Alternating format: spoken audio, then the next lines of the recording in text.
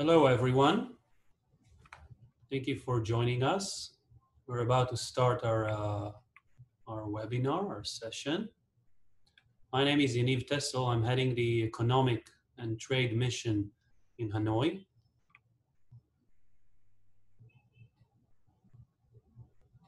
So it's our pleasure to hold this webinar today, co-organized by Israel Economic and Trade Missions under the Ministry of Economy and Industry and the Israeli Export Institute.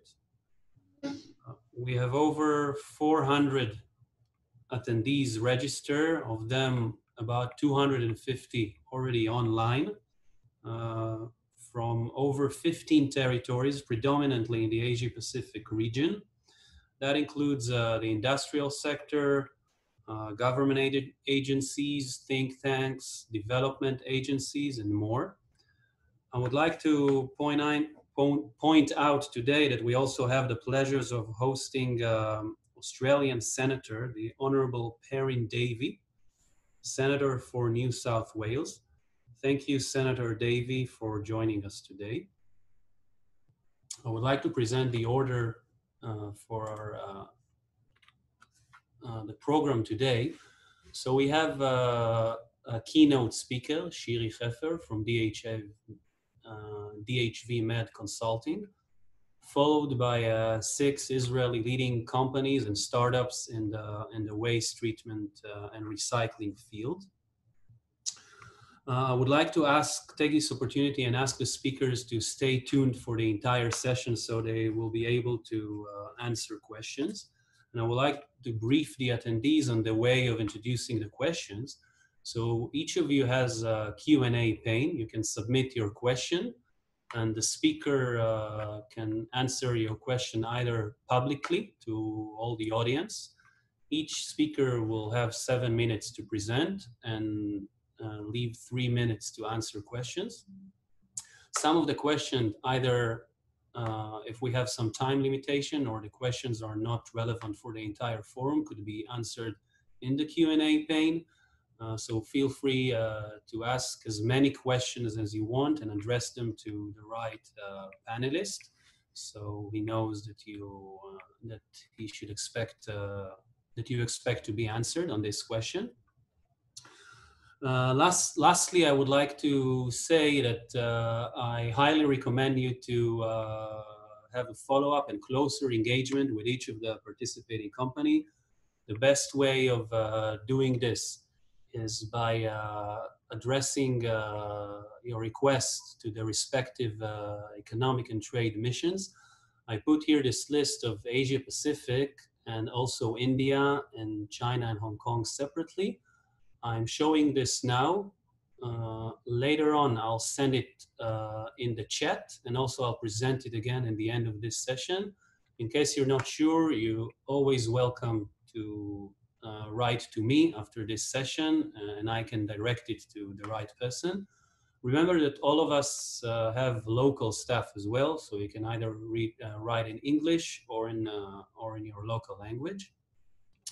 In the end of this webinar, all the attendees will receive a link to the record of this webinar and all the speakers' presentations, so you will be able to reach out as well.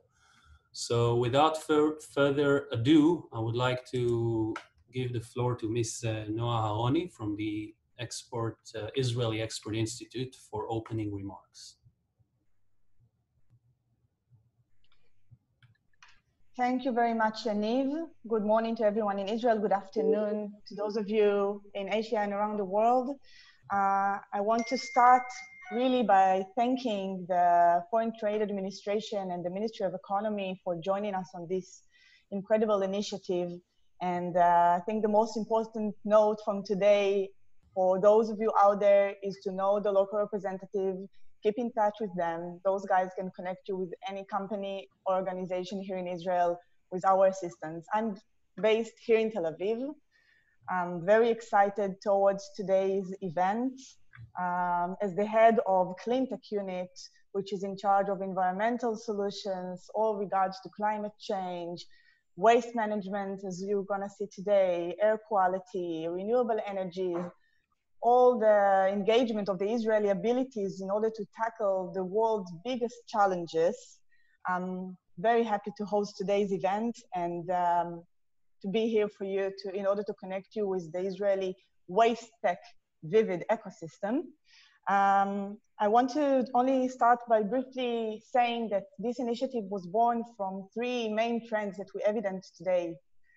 One is the rise of waste production and the change of waste patterns and consumption and the production, especially these days.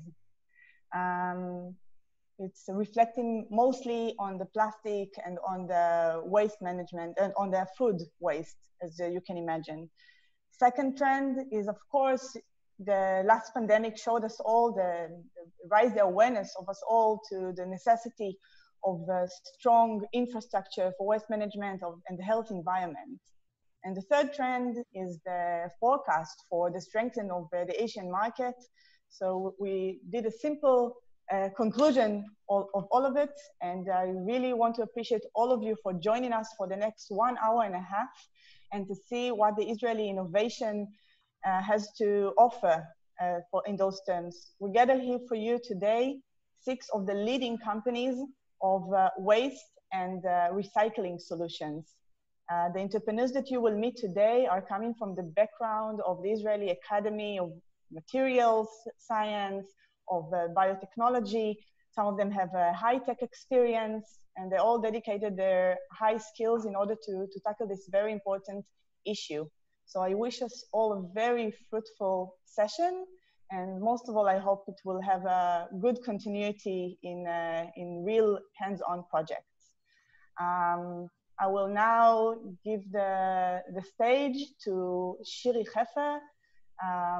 from DHV Med, a consultant, to give some overview, and then Yaniv will head the sessions. Thank you all. Shiry, to you. Hello everyone. Of course, I'm very excited to be here. I find very excited that so many people come to hear about waste. I don't know if such kind of seminar could happen before the corona or even 10 years ago, that so many people would be interested in how to tackle our waste. And I'm happy to be here and to talk about it.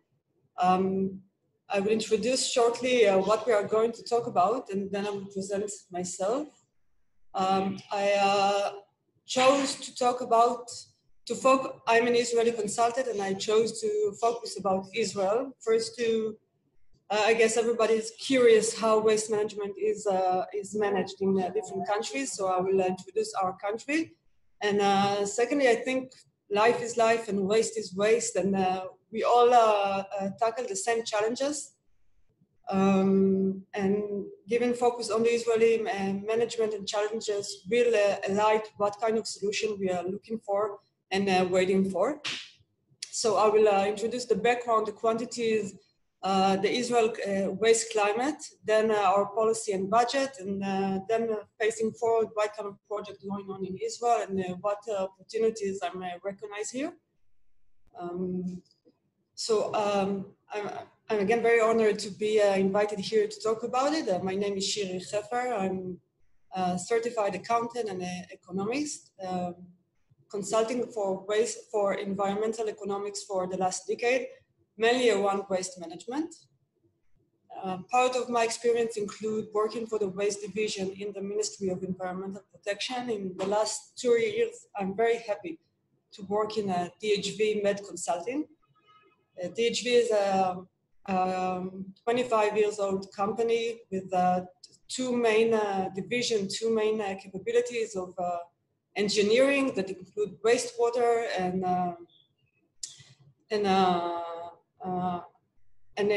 waste engineering, and of course environmental consulting that is mainly about regulation and also about waste management. The unique combination of me and DHV allowed me to see the waste and to experience the waste.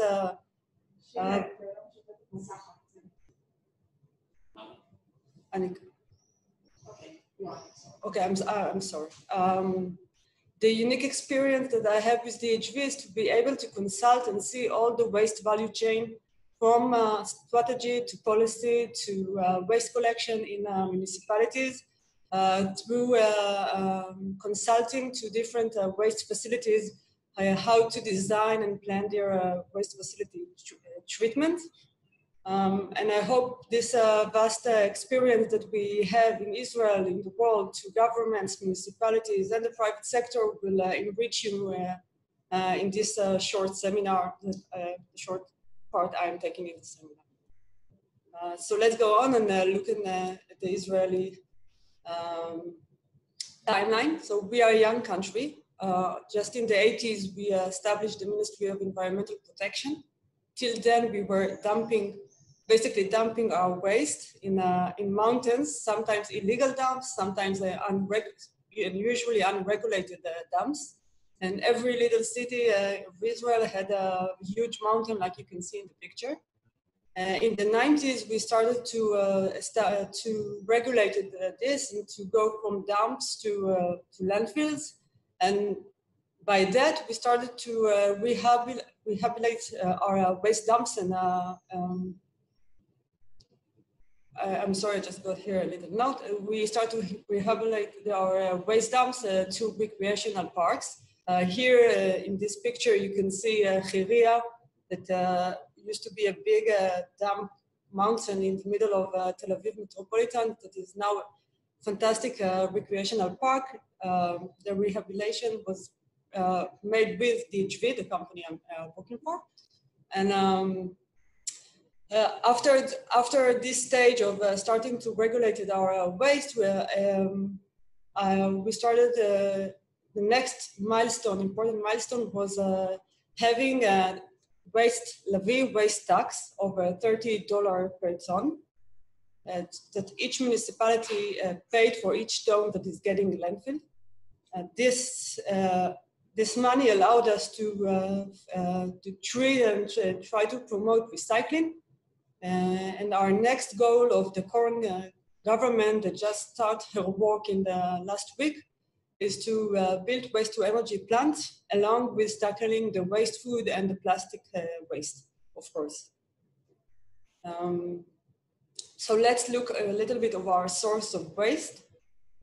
Most of our waste coming from construction and demolition, from C&D waste. And we have also a lot of industrial waste and of course municipal waste. Altogether, it sums to 90 million tons per year for a country of 9 million people. This is a lot of waste. Of course, all this waste includes plastic and waste food and other streams that I will show shortly. Currently, most of our waste is getting landfilled, and we're proud of our 20% that are getting recycled. Some people now may understand our picture that we are still have a long way to go. I'm sure, and I'm getting some strengths of this situation, that just as we tackled our waste water problem with water desalination, we are going to be leaders, and we're starting to be leaders. You will see it shortly. We are with the company that we present with waste solution. We have a lot of waste, and we need to find a lot of solution. Waste to energy is a good solution, but it's far of being enough. And everybody already understands that waste is a resource. So let's look on the municipal waste composition, where you can see that most of our, more than 50% of our waste is composed from plastic, 80%, and food waste, 34%. This is true for the last waste composition survey for 2013. The next one is going on now. So I'm honored to lead and design it, but I don't think the picture is going to change at all. And I think this picture of more than 50% food waste and plastic is true for most of the countries, including, for sure, including Asia, as Asia countries, as where people are cooking and eating a lot of vegetables, there is a lot of food waste. Both food waste and plastic are challenging streams. Plastic is, as most of you know, is not biodegradable for at least 400 years. And this is a challenge as itself, contaminating the water and a lot of parts of our life. And food waste is mostly challenging for contaminating the dry streams that could have been recycled. So finding a solution for these two is one of the challenges that Israel, with most of the world, is having today and have to find a solution to, and starting to find a solution, as you will see soon. I put this picture because I'm sure that you are going to visit us soon, just after the corona will end, and when you come to Israel, and if you want to be a citizen, so just know our waste source infrastructure. We basically separate for dry bins, mostly paper, glass, and packaging. Few municipalities have the honor to separate also organic food. Just remember these colors when you come to visit us. Now we come into the important part of the money. And waste is not only an environmental issue, as we know, it's also a money issue, economic issue. And this is, again, very common to all of the world, that it's cost a lot of money to treat our waste, and our population just getting bigger, and our consumption patterns, unfortunately, just getting wider and bigger, and it's getting more and more complicated to treat our waste. So in Israel, the cost building blocks are from the municipal side. The collection of the waste, the source separation, and the collection is around $90 USD per ton. And the treatment part is around $90 as well per ton. That includes the $30 landfill tax. I actually will be very happy if you could write me here, some of you, what is the landfill tax in your country, just to have a common sense what's going on. I'm pretty sure that this price structure is the same. Thank you for the one that's writing. I'm quite sure that this price structure is the same for most of the countries in the world. One of the differentiating part is the price of the landfill tax. In Israel, it's still quite low. This could be a game changer.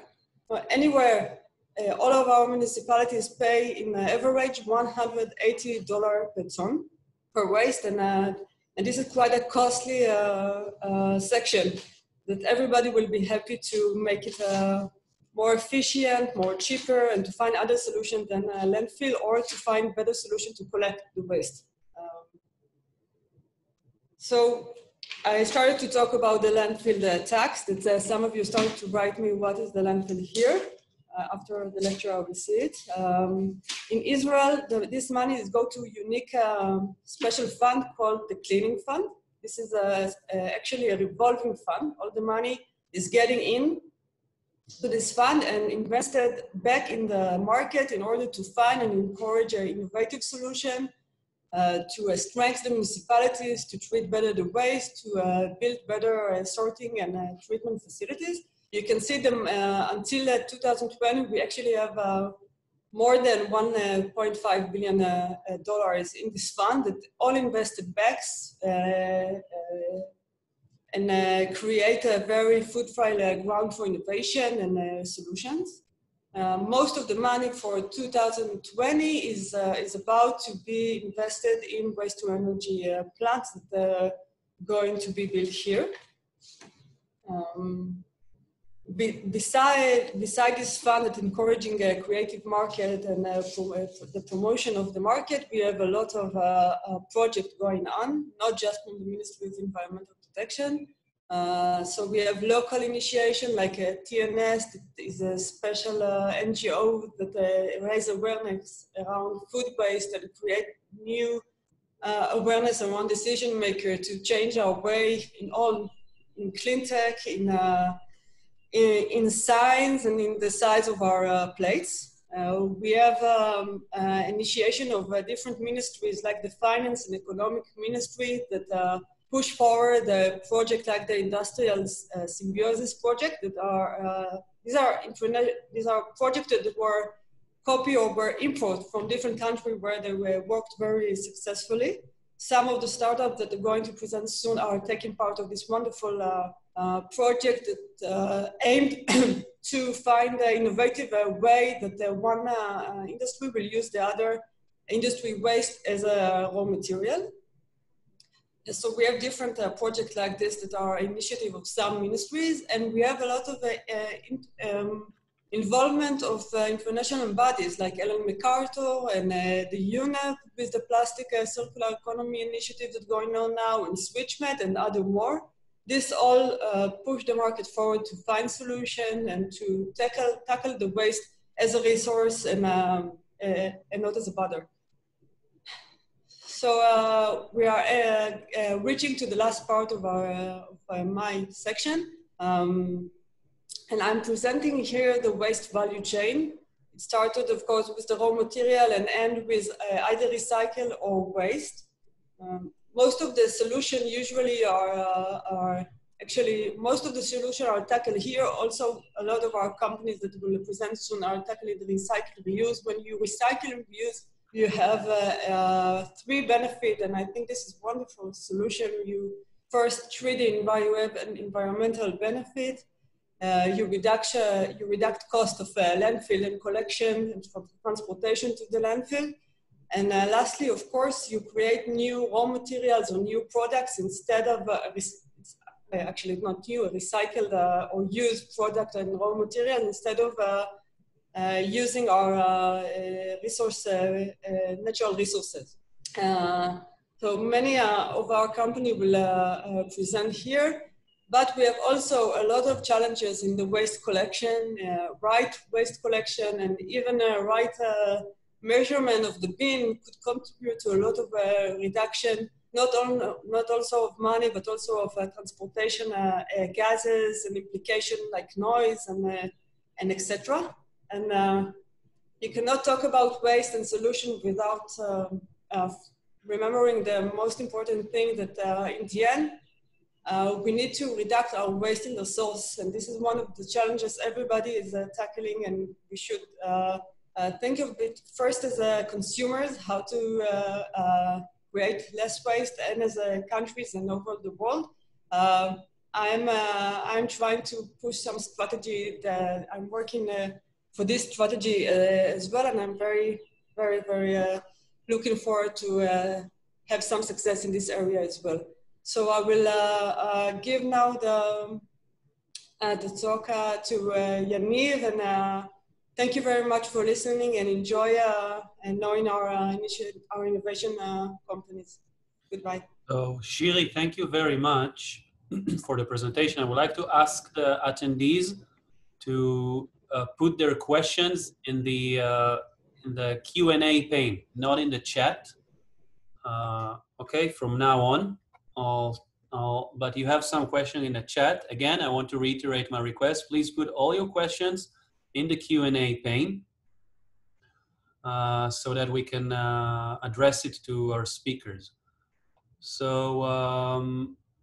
let me see if I can get some questions from here. In the meantime, please type your question in the Q&A pane. Okay, I'll go to the Q&A pane, Shiri.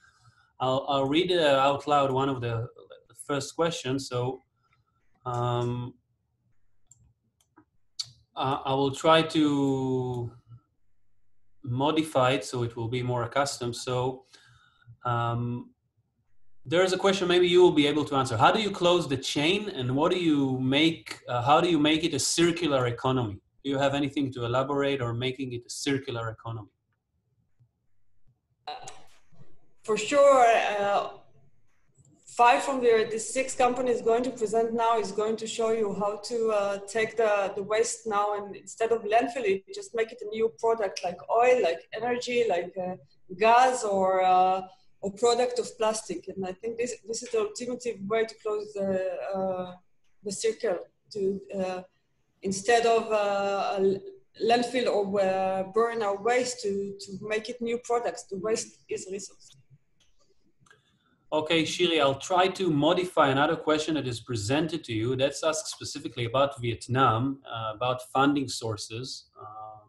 But maybe we'll try to, let's say, open this topic and answer more generally. So if you have anything to say about funding sources available, the question is for Vietnam, but maybe in developing countries, maybe you can use the Israel test case or other country. What is the, let's say, what is the role of funding, and what are the best funding opportunities when it comes to waste treatment? I can tackle it from the Israel point of view and recommend, and I can also check later if you wish what is the situation in Asia, but in Vietnam specifically, I'm sorry. The key is that waste costs money. A lot of people think that they want to make money from waste, but I think first you have to understand that you just want to save a little bit of your cost. And when you change this state of mind, I think a lot of opportunities open. It's not, you cannot benefit from it, but we can seriously reduce your cost with the right treatment. I think this is one very important state of mind to have. The second is, of course, the landfill tax. In the minute the country puts a price to this landfill itself, it's cheap for the short time and very expensive in the long time for our children. In the minute this price is translated into the landfill tax, what's happening in Israel and in Europe, I am still looking forward to read the answers regarding Asia. This is a game changer. And of course, if the money is getting back to revolving fund, I think a lot can be done, and you can see a lot of examples from Israel and Europe. The last thing, I think that municipalities have the power and should take the power. Waste is a resource, and if you giving and trying to take this source with initiators, with investors, and to tackle it together when a municipality is given the waste itself, but taking vouchers for this, that it promised the waste, I think a lot can be done as well, and money can get in to find better solution than the treatment itself. I hope that answered the question. Yeah, Shiri, I would like to address the last question to you because of our time limitation. Question is, what is sustainable municipal solid waste except from recycle and reuse? Are there any other options? Stating that Asia case could be quite difficult to collect everything for recycling. So one of the companies that we present soon will show a very efficient way of collecting waste. I think we surely can start here in a more sustainable collection and a more smart collection. I know it is very difficult to separate its source. Too many countries, it's the same thing in Israel. I can imagine that it's very challenging in Asia. I will say that then I will put a lot of emphasis in waste reduction at source and a good manner of tackling the waste, like waste to energy versus landfilling. I will think in every part what I can do better. And if I cannot recycle currently, I will just treat it better in waste to energy. I will collect better and I will find more opportunity, again, like one of the company will example here, to take what possible to take for another country and for another industries in what is possible. Shiri, thank you very much for this keynote presentation. You have many more questions waiting for you in the Q&A. Please mute yourself, whoever is not muted. You have more questions in the Q&A. Please address them privately in the chat. Now we move on to our first presenter from the industry, from Clariter. Sharon, the CEO of Clariter, please. Just for some reason, I cannot start my video. It shows that the host stopped the video. Okay, the host will enable it soon. You can start. We can see your screen, and soon your video will be available. Just 1 second. So let's hope it will work.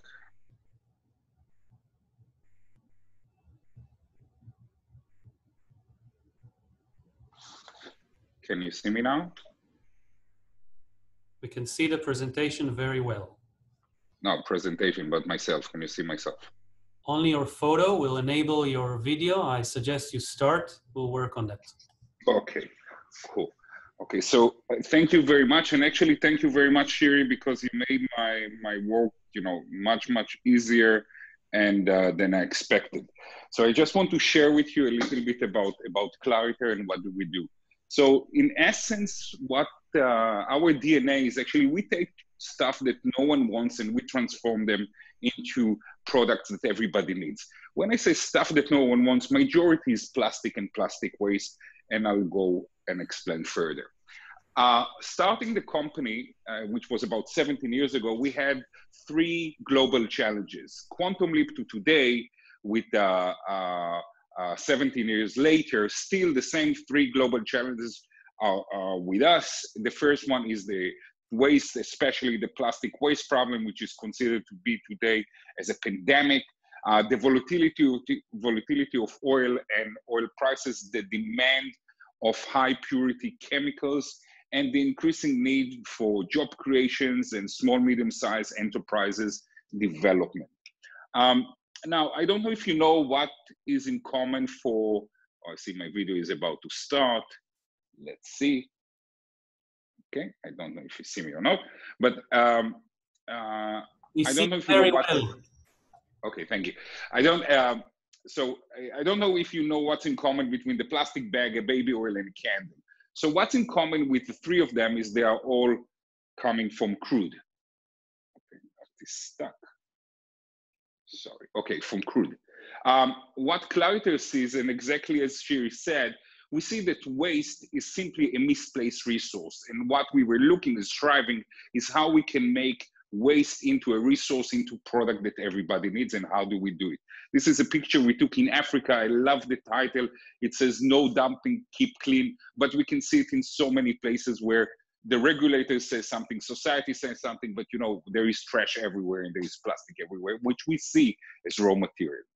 Now, looking at what we do, we are actually not recyclers, because recycling is bringing it to the same situation. What we do is we upcycle, and let me explain a little bit about that. So we all know the word of mechanical recycling, especially when it comes to plastic waste. Over the years, what is now more and more trendy is the concept of chemical recycling. And in the concept of chemical recycling, we either see new initiatives like plastic to new plastic, meaning old plastic to new plastic, or plastic to fuel, plastic to crude. What Clariter is doing is actually taking plastic to totally new types of products. And let me show you how. So first, it's very important for us to say what type of plastics do we use. So we are using HDP, LDP, PP, and PS, which might sound like a foreign language for you.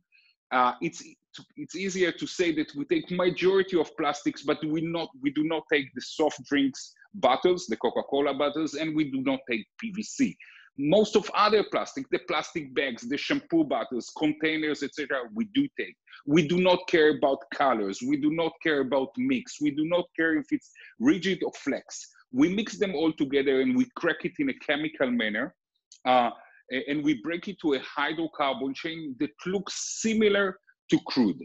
Thereafter, what we do, we are starting a unique hydro-refining process where we take all the these impurities out. We take the color, we take the sulfur, we take the smell out, and in the last stage, we separate and distillate it into the families of products that we are having. Our families are solvents, as says, waxes, and oils. But what is unique is the purity that we have. If you have the ability to look at our solvents, you will see that in the oils, they look like water. If you smell them, there is no smell. There is, of course, no sulfur. There is no aromatic. They are the top grade of petrochemicals. The same also for waxes. They are snow white waxes, very hard, very unique, and again, without any impurities. Now, what can you do with the solvents, oils, and waxes? So we have found thousands of applications that can be done, from simple ones like lamp oil and car wax and candles, of course. But think about the cool stuff, that one of the things that we do also surf wax. I mean, it's not us, we provide to producers that are making end product. Think about the surf wax, the surfers at the sea. Now, why it's unique? Because the same surfers are the ones that collect the plastic at the ocean, they bring it to us, and we are able to transform it and convert it into a product that they use. So unique stuff, we are already pre-sold around 500,000 tons of our solvents, oils, and waxes, with an option to increase. The reason I'm saying pre-sold is that we do not have yet all the facilities working and ready to go, but there is a high demand for our products, mainly for the unique selling proposition of what we do and how we do it, and the purities of our products. The history of the company, it started with a small lab in Poland. Thereafter, we did a bigger facility in Poland, there around 300 square meters, to prove that our technology works. Then we went to South Africa, and we built in South Africa an industrial scale plant, around 15,000 square meters of a plant in South Africa in 2018. And currently we are designing and working on 5 new facilities. We're checking mainly the areas of Europe, which is the Netherlands, Poland, Israel, and Africa. This is where we're looking. This is what we are targeting to start doing quickly. This is a small picture of our facility in South Africa. As you see, it's not a small facility, it is rather a big one. A Clariter facility can handle around 50,000 tons per annum. We are a very diversified group, and we are extremely international. We speak 24 languages. We have 40 nationalities. We have patents from here to whatever. And we are currently around 80 employees, but we are growing. Most of them are, of course, scientists and developers. There is an African quote that says, if you want to go fast, you go alone. If you want to go far, you go together. And this is what we are actually looking. We are looking for investors to come and join us on a global level. We are looking for customers, which are blend owners, blenders, traders, that can take our products and take it to their markets and to their customers. We are looking for suppliers, local and global level, with regard to plastic as raw material for us. We are looking for joint venture partners on local possibilities of how can we do. And we are looking for ambassadors. And all of you here, I believe there are around 400 people in the room. I'm looking for you to be our ambassadors, which means if someone says to you, yeah, but what do you do with all this plastic waste? There is no real solution. You can burn it, you can dump it, you can landfill it. I want you to come and say, hey, but you know, I saw a little company somewhere in Europe and also from Israel that what they do is they take it and they transform it into products that we use on a daily basis, from a lipstick to a degreaser to lubricating oil, etc., etc. So if you have any questions, address us. We are here, and let's give the world a clean slate. Thank you. Ready for questions. Thank you very much, Ran. We have time for one question, but I don't see yet questions, so please type in your questions if you have anything for Ran. Okay, so I have one question. Let's see, this is a policy question. Are you open to other sort of products other than waxes and oils? Ran. Our end products are solvents, oils, and waxes. Now, these are families. Below them, there are others. So this is what comes out as a result of the plastic that we put in. A plastic, remember, is a mix of carbohydrate, and what we do, we are simply break it to a chain and we build it again towards the world of oil, solvents, and waxes. So what we get in is the plastic. What comes out is the products. Thank you, Ran. You'll have many more questions. Please type your answers in the Q&A pane. I would like to move on to our new speaker. Thank you. Itzik Shachar, CEO of Shachar Group. Please, Itzik. Good morning. Can you hear me? Loud and clear. Great. Okay, just 1 second.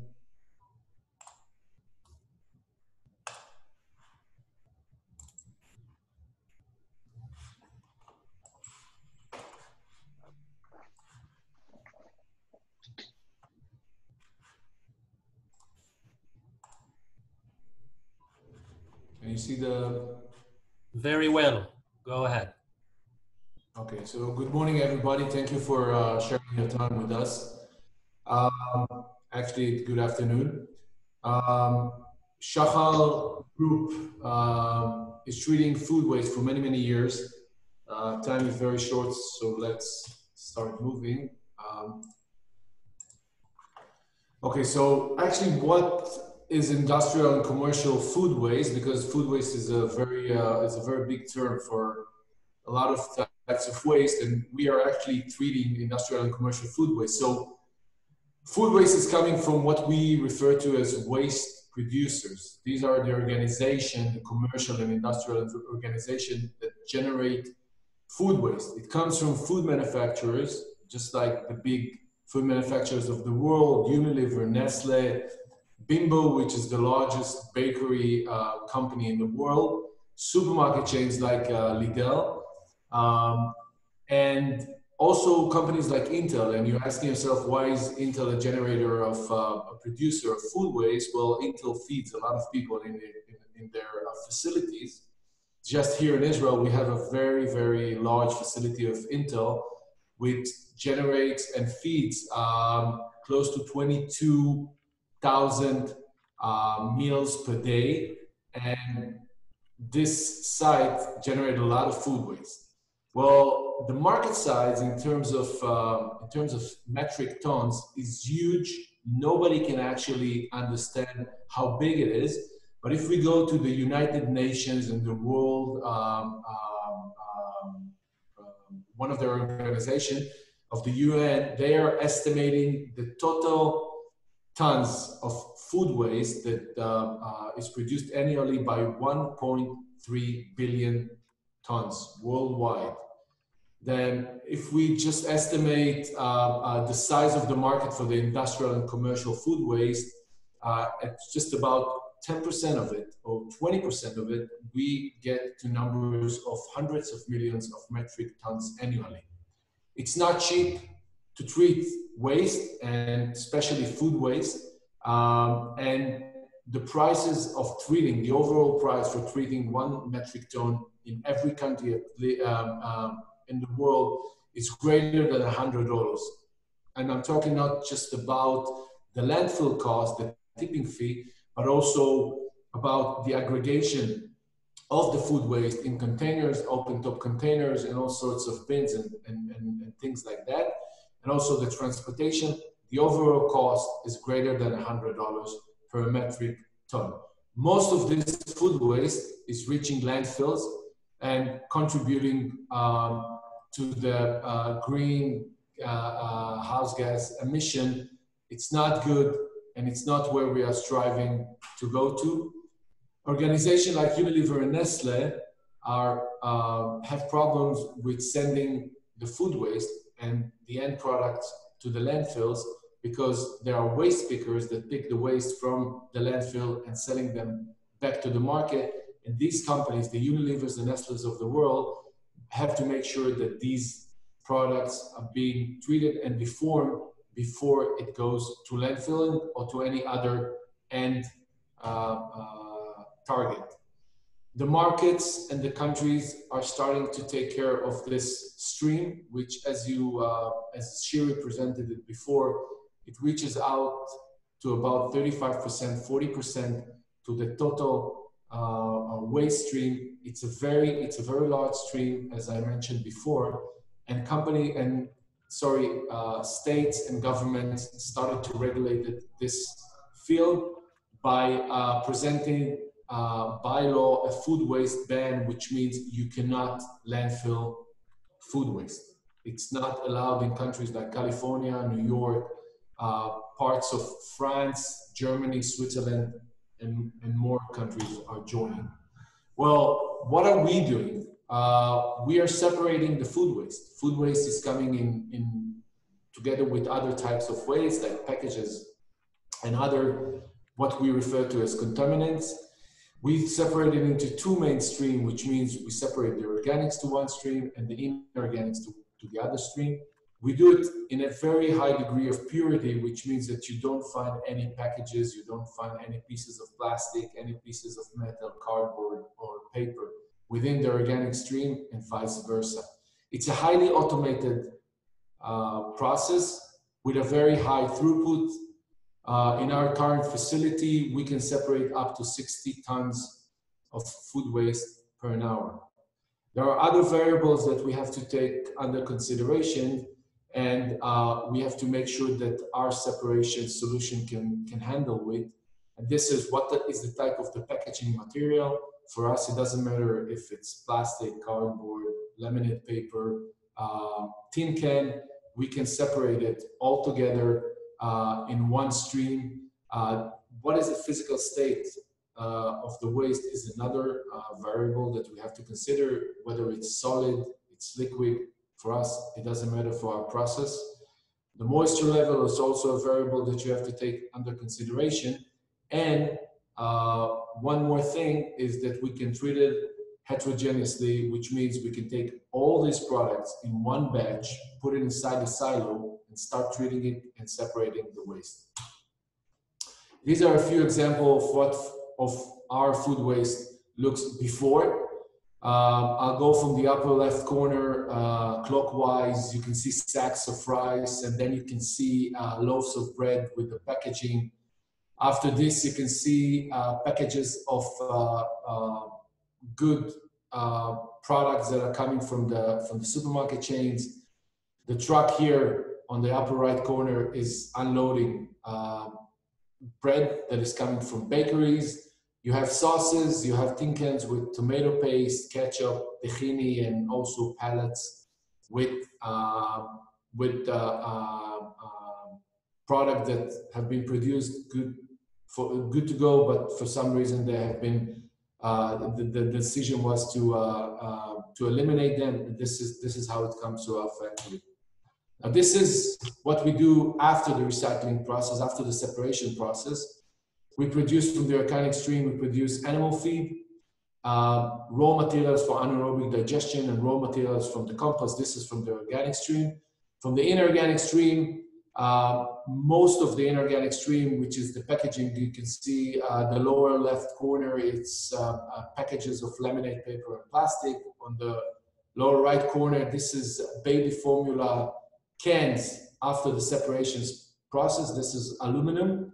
So most of it goes to other recyclers, companies that recycle plastic, that recycle metals, and some other form of packaging that cannot be recycled go to RDF, refuse the fuel. We have a very large facility here in Israel that is using this type of materials as a replacement for burners, for oils in the cement factory. Less than 0.1%. One more minute. So less than 0.1% from it goes to landfill from what comes inside a factory. This is also another example of piles of food waste, separated food waste that goes to animal feed. Could we take one question? Yes. Before you end? So question is, how do you treat food residue? How does it cost, how much it costs per ton or investment? And this specific question talks about capacity, for example, 30 tons a day. Could you answer this publicly? Can you just repeat the first question, because I'm not sure. How do you treat the food residue, and what is the cost per ton? What is the cost per ton for treating?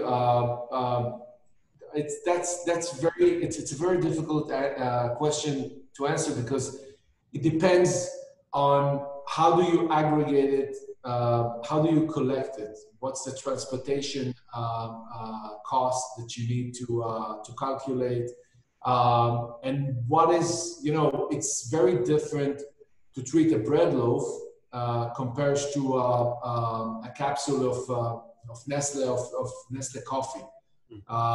It's very, very difficult to answer, but I can say that today, actually, we are doing the cost for the waste producer, for the company that generate the waste, is less than the landfilling cost eventually.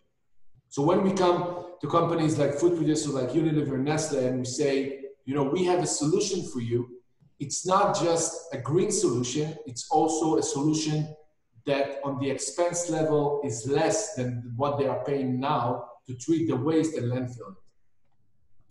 Okay, Itzik, we need to finish.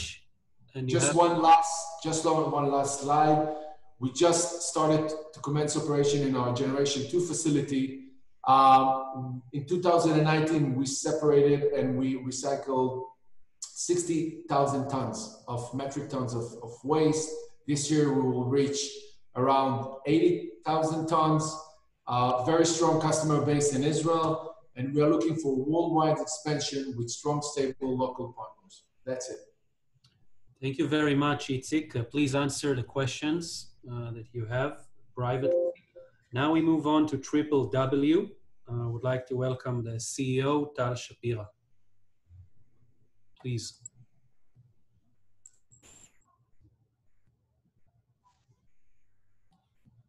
Hello, everybody. Thank you for inviting me to talk about Triple W today. Let me open the presentation. So Triple W, over the last 5 years of research and development, developed a process for the treatment of food waste. So we come in after the food waste, for example, that the Shachar group produces, after the food waste has been separated from the packaging, the plastics, the metals, or whatever the contaminants are. And then we have a process which is very similar to anaerobic digestion, but it creates an opportunity for a circular economy. So the food waste is fermented biologically and transformed into a major revenue generating product, which is biochemical, lactic acid.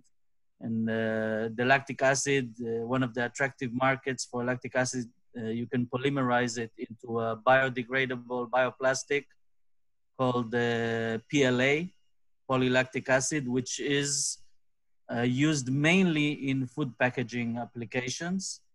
One of the major advantages of our process is that once the food packaging made from PLA is used and discarded, we can also use that as feedstock for production of more lactic acid together with the food waste. So there are 3 major advantages to our process. One of the major issues of food waste solutions is that not enough revenue is generated from incineration, anaerobic digestion, or landfill. Mainly the revenue source is the subsidies from the government and the tipping fee. And it's very hard for these facilities to stand on their own. And for bioplastics, you know, some of the data that we have is that corn or sugarcane, which are food crops that are used to produce bioplastics, account for about 50% of the production cost. So by switching to food waste as feedstock for production of bioplastic, you can alleviate this production cost and you can maintain a very stable price and not be geographically restricted to countries where the food waste, where the sugar prices are low. So our company has developed a technology based on a number of patent applications to produce from food waste. We received 95% or 96% organic feedstock, and we ferment it biologically into lactic acid. We recover that lactic acid in a very pure fashion. So it can also meet the criteria of becoming what we call polymer grade for the polymerization into PLA. We also have some side streams, side products coming from our process, mainly crude lipids for energy production and compost. We showed that we can produce lactic acid at 30% reduced production cost, and we are independent of sugar and oil prices. One of the major advantages of the process is that the lactic acid is a carbon sink. That means that it takes CO2 that was supposed to go to the atmosphere and impact climate change. An LCA study that we did with a German subcontractor showed for one of our production sites that the lactic acid is actually carbon negative. Triple W facility, one of the advantages of our technology, we come into a biogas facility and we upgrade it and we generate a new product stream which generates 5 times more revenue compared to the production of biogas, switching from a very cheap product competing in the energy market to a very lucrative product that is competing in the commodity market. And you can see that a facility that goes all the way to PLA, that's of course dependent on the scale of the facility, can generate up to 5 times more revenue compared to the biogas facility.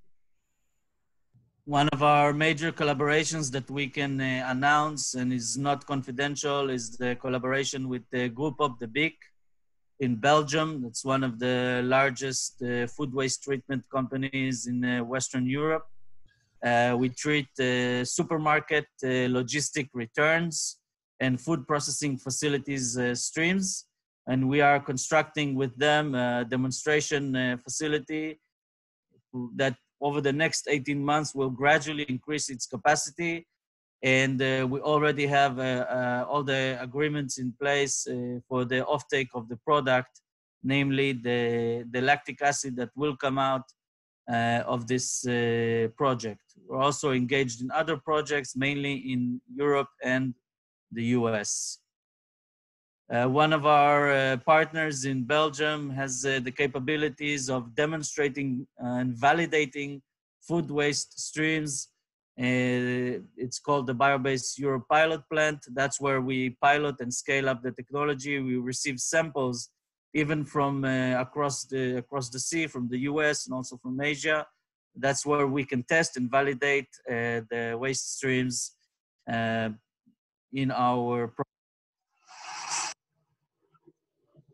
This is the treatment process as it's done in Belgium. In Israel, we have a team of dedicated professionals, PhDs, masters, graduates of the Weizmann Institute of Science, where we, over the last 5 years, developed the process on the lab scale.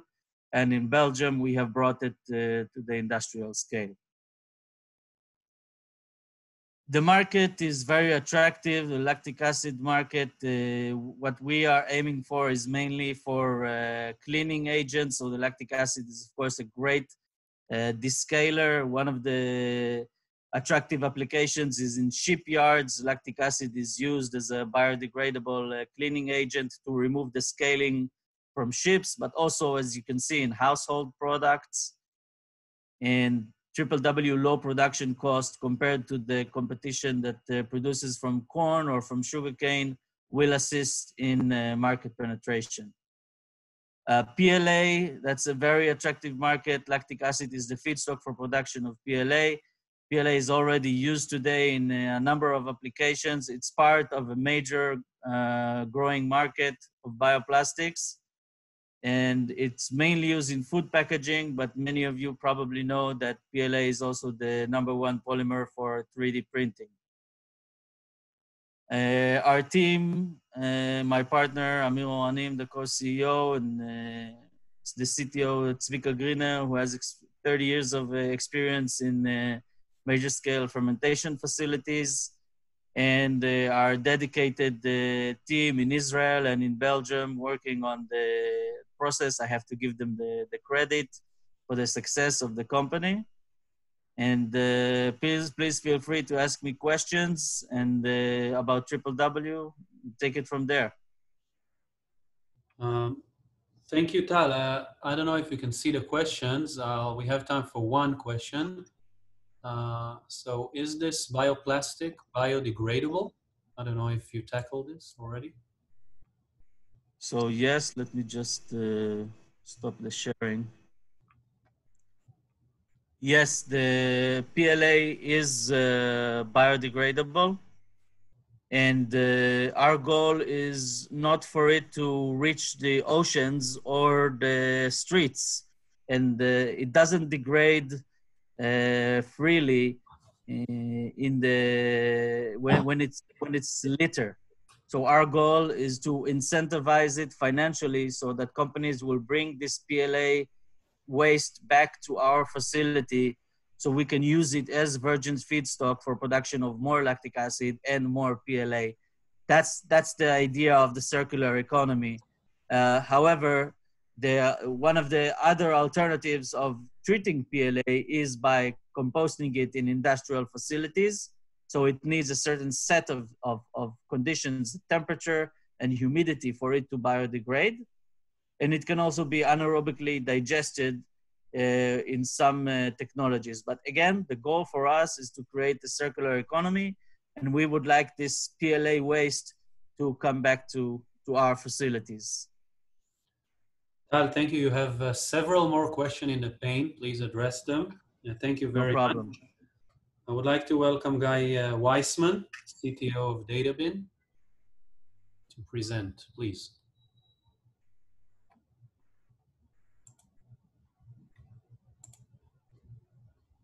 Hi, everyone.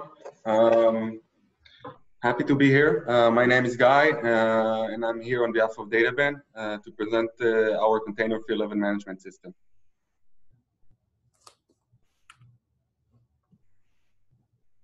A little bit about us. DataBin was established 4 years ago as an IoT division inside of a company called Pla Is Biodegradable. Pla Is Biodegradable has been developing and manufacturing underground bins during the past 20 years and deployed more than 10,000 units in most Israeli municipal authorities, as well as significant amounts to the private sector.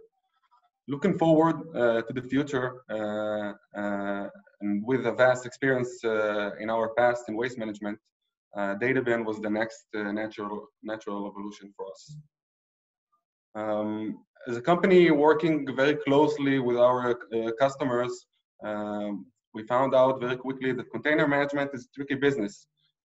Even looking at a single level, single container level, knowing when to refill or collect a container without any management systems, it's pretty hard.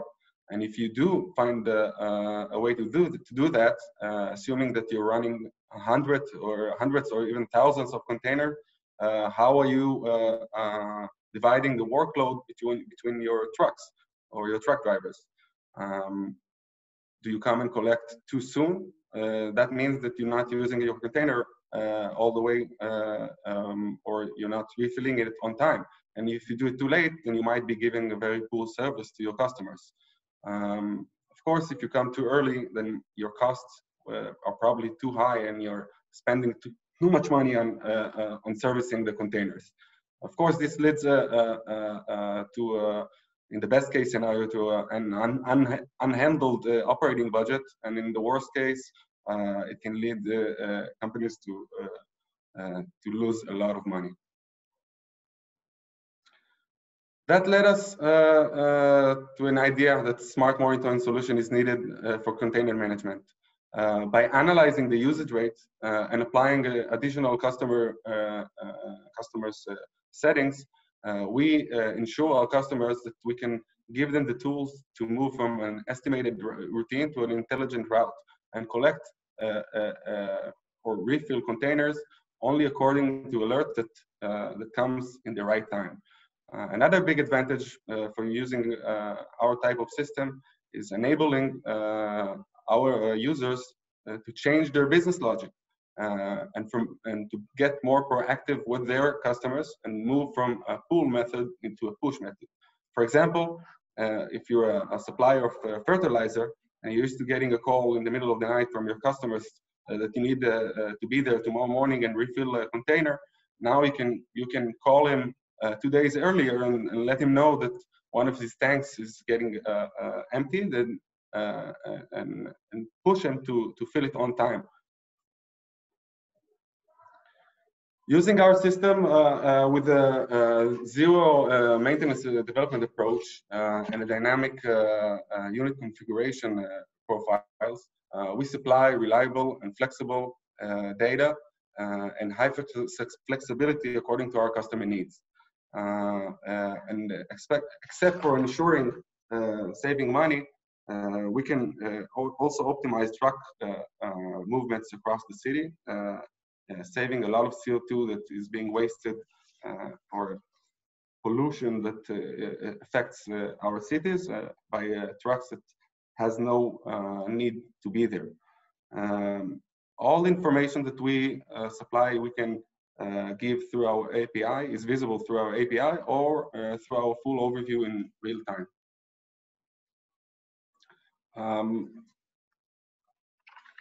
From our software-based alerts and using our mounted hardware sensors, we supply our customers real-time alerts from ultrasonic capacity measurement to temperature and fire alerts to real-time collection or refilling alerts and all the way to uncollected containers or unhandled containers. We give a full view of what's going on inside the bin and get tools to make smart decisions in real time. One of our great advantages is that we know how to adjust our hardware to any industry that is needed. If we're talking about industry level tanks, for example, industry waste, we can mount our units on the side of the container. If we're talking about agriculture, fertilizer containers or animal foods, we can also use our equipment there. And of course, waste management for city bins with urban waste or even recycling containers. One of the things that we learned from our customers or from the big customers is that they might already have an existing control system, and they don't want to change their entire operation because they need data from our sensors. This is why our system is designed to support existing control systems by integrating our full API, allowing our customers to drive data into their systems from our sensors and make their existing control system much more efficient. If you do decide that you need our system, or if you don't have any control system of your own, we supply a fully based or cloud-based control system, including a quick dashboard view where you can get all the information on what's going on inside your containers, what's happening inside them, and what is the status throughout the week or the month or quarter, and you can make reports along with the work plan, including also included in our cloud-based platform is a navigation application for the truck driver. For each truck or each truck driver, we install a navigation app that is fully synced with our cloud-based platform and requires zero maintenance or absolutely no involvement from the driver's side. It's all fully automatic, including arrival and collection reports or alerts that are issued by the navigation application. Our sensors are rugged casing, supports IP67 and can endure a harsh environment. If we're talking about underground bins or high humidity, our sensors are designed to work in that kind of environment. We support most cellular communication protocols, 2G, 3G, 4G, narrowband IoT, and Cat-M. So we can adjust to any type of networks that our customers are using. And of course, the dimensions are very small, so you can fit it to a big container as well as large containers or small containers.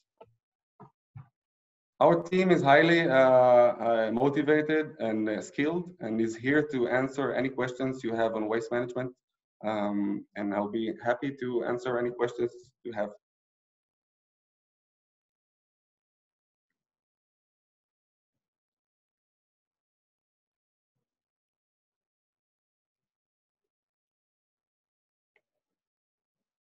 Sorry, I can't hear anyone. Sorry, can you hear me now? Yeah.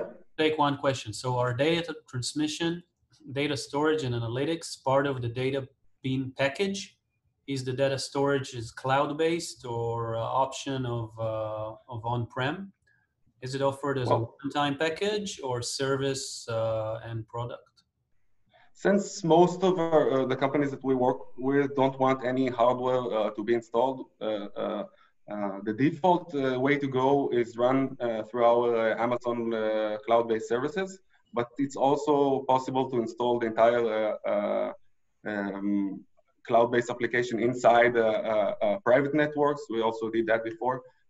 All the data is visible only to the customers. We don't do any type of additional usage of that data. That's the question. Okay, Guy, you have several more questions about the software, but also about the other sides of the product. Please answer them. Thank you very much. I would like to leave the floor to Nehemia Zamosh, CEO of Enzymocor. Please, Nehemia.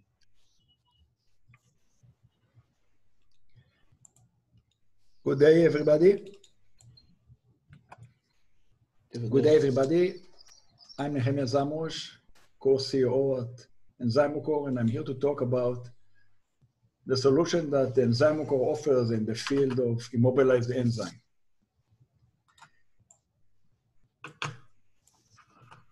We are dealing with a problem that dirty waste oil from the food industry polluting the world and block all the water system. On the other side, we have a deep problem of pollution of the atmosphere, and the solution of biodiesel that allows a diesel engine to use a cleaner source of energy doesn't have enough biodiesel to allow the functionality of these engines. So we have a solution, a combined solution that basically convert deep waste oil from the food system and allow the transportation segment to use a cleaner source of energy. In that way, we allow to create a cleaner world on the other side, on one side, and to solve a big problem of pollution on the other side. What I like to show you is a quick view of the cycle of how we treat today the deep waste oil that comes from the food industry, and to show where at that cycle we enter with our solution. So what we see here is the grease trap that is located in every restaurant, kitchen, hotel, hospital, and that grease trap is being evacuated every week with the truck, goes all the way to the waste treatment facility, and at the end of the cleaning process, it needs to be dumped somewhere for a very high price. At that point, we enter with our solution, and we take that dirtiness, and instead of paying money for that, we convert it with our immobilized enzyme in a very unique process to a clean biodiesel that can easily be blended and used by trucks and buses all over the world. A few words about the company. Basically, it's founded by Dr. Subhi Bashir, and we developed a few applications for immobilized enzyme. One of them is in the field of food, and what you see here, the omega-3 solution that we developed with the world leader IFF.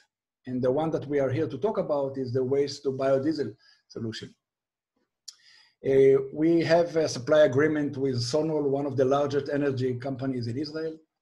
And we are here to invite you to create a more strategic partnership with us in other locations in the world in order to clean the world with, from a deep waste oil and convert it to clean energy.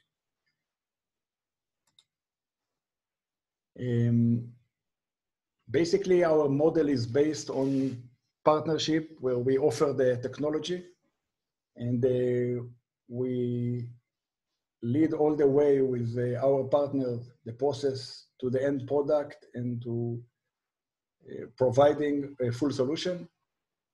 And like I said, we invite potential partners from all over the world to join us and create a better world with a clean technology.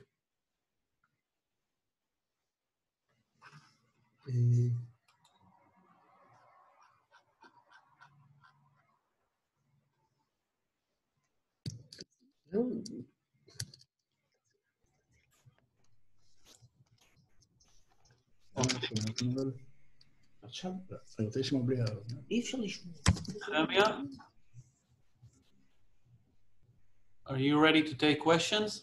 Yes, please. Sorry for the delay. Yes. So I'm waiting for some questions. Can you see the Q&A pane yourself? Yes, okay, I do. One question. No, it's not I don't think it's relevant for the entire panel. Just a second.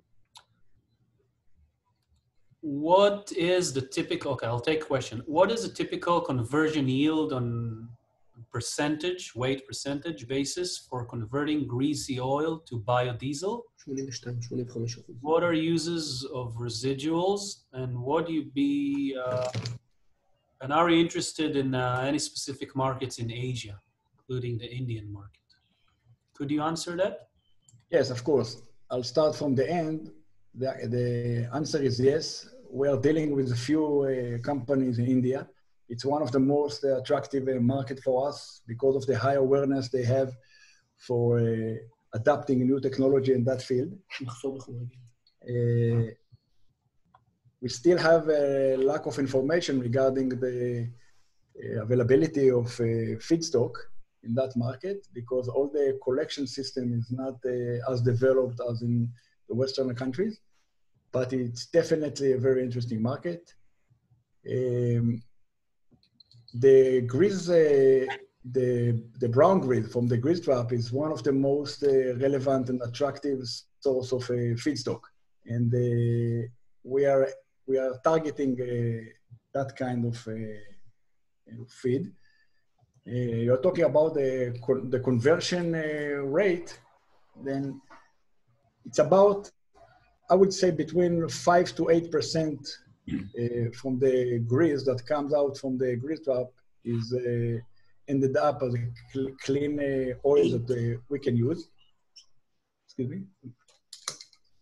And what was the other question about that? They said, what are the uses of the residuals?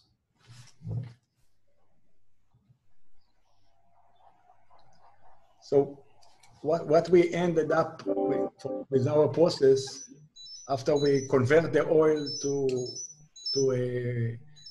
clean biodiesel, it's about 2.8, 2.5% of residuals. And obviously, we have a full solution for that residual in our process.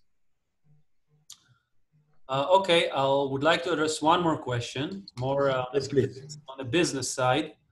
What are your criteria for strategic partnerships in biodiesel production and waste treatment? The examples are location, size of company, expertise, etc. So the solution that we offer actually relevant for every biodiesel producer that has the willingness to focus on much more attractive and cheaper cost of feedstock. So it can be added as a production line in an existing plant. Also, all the players in the field of the waste treatment facilities can be potential partners because we offer a solution that can convert the waste that they are dealing with to a valuable product. And I would say also that the engineering technology companies that build the biodiesel plants can be also one of our natural partners. Okay, thank you, Nehemiah. Our time is up. I can tell you have several more questions. Please answer them in the Q&A pane. I also see that we have someone that is ready to make an order, so I hope we'll have this. Thank you very much. Thank you. To our last speaker, Lior Magal, VP Sales and Business Development of Home Biogas. Please.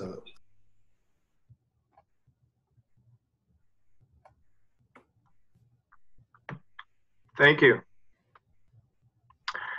Home Biogas produces a small, medium, and large-scale off-grid biogas systems that offer a comprehensive solution for waste management, for renewable energy creation, for clean cooking, natural liquid fertilizer production, and sanitation, for households, for farms, in rural and peri-urban areas.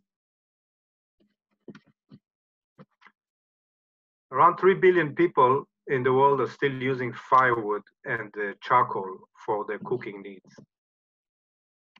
Over 4 million women and children die every year from indoor air pollution, from the smoke. Deforestation, trees are cut down twice the rate of their growth worldwide.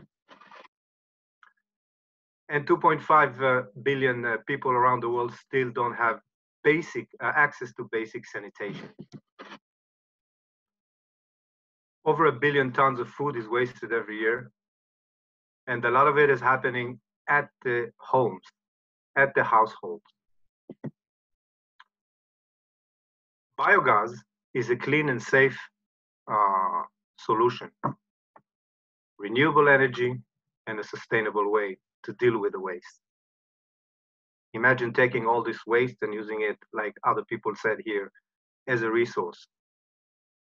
What we have done at Home Biogas, we have actually taken this solution to the household level, not at an industrial commercial scale yet, but at the household level. So this is a new generation of domestic biogas production.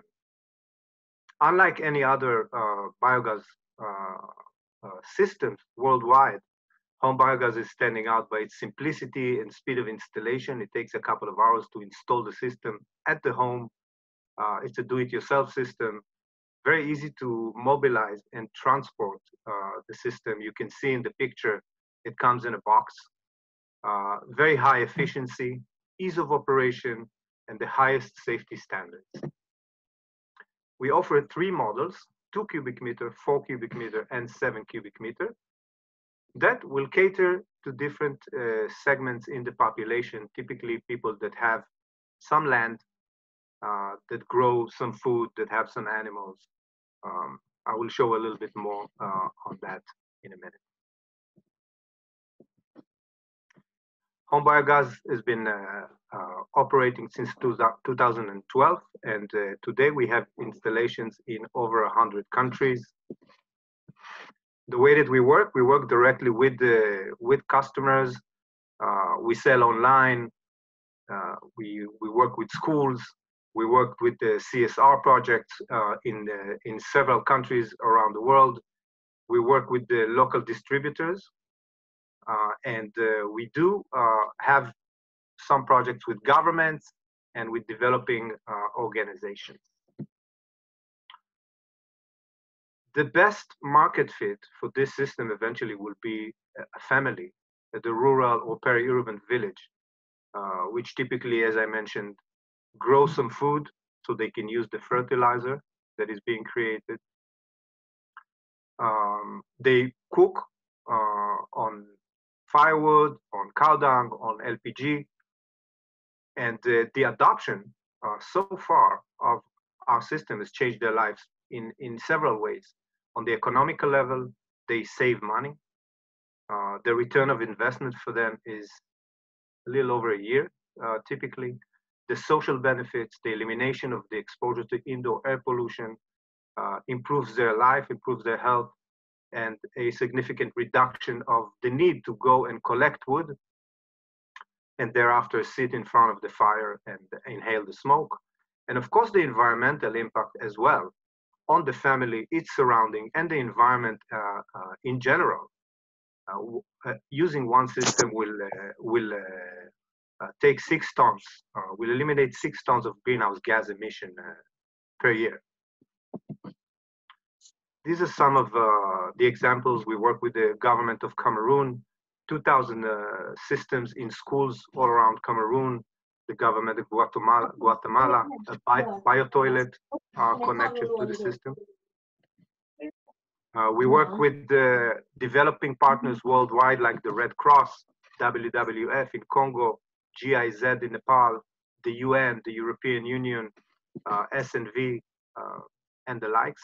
Actually, Home Biogas is the one company that is leading an international committee that is setting up the standard and regulation worldwide for domestic biogas. We also offer a program that is called Home Biogas Education, where the systems in the schools around the world not only provide waste management and clean cooking gas and renewable energy solution, they also they are also used as a tool to learn about sustainability, environment, business, entrepreneurship, life science, nutrition, and many other subjects. In the face of COVID-19, we created a program that is called National Resilience Development Program. Home Biogas is a solution that promotes resilient nation. And by adopting our technology at scale, a country can actually provide national infrastructure at the source at the house level to secure independent, reliable access to energy, to food security, to sanitation, to health, to social benefits, education, the environment, and the economy. Lastly, Home Biogas is standing mainly for number 7, affordable and clean energy of the Sustainable Development Goals by the UN. But if you look at the list of all the other SDGs, Home Biogas is actually touching almost each and every one of them. From no poverty to quality education, to clean water and sanitation, climate change, good health and well-being, you name it. Each one of them, directly or indirectly, is connected with that one solution. Our goal, our mission, is to make biogas available and affordable to all. And I would like to end this by showing you a quick video.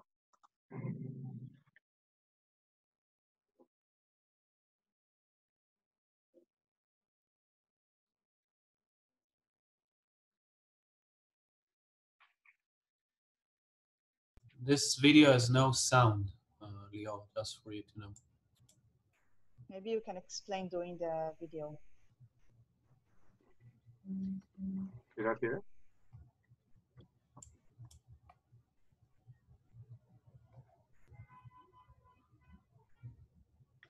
Leo, we can see the video, but there's no sound, so you can give your explanations.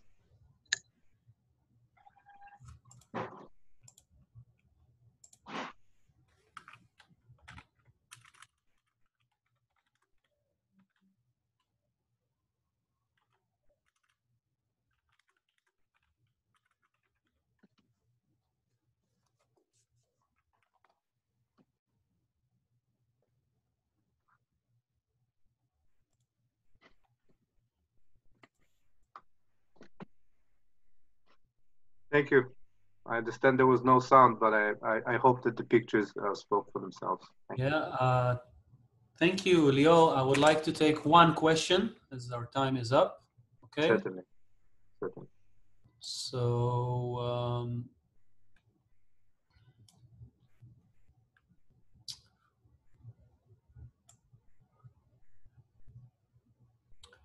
maybe you would understand this question. What is the feedstock for biogas?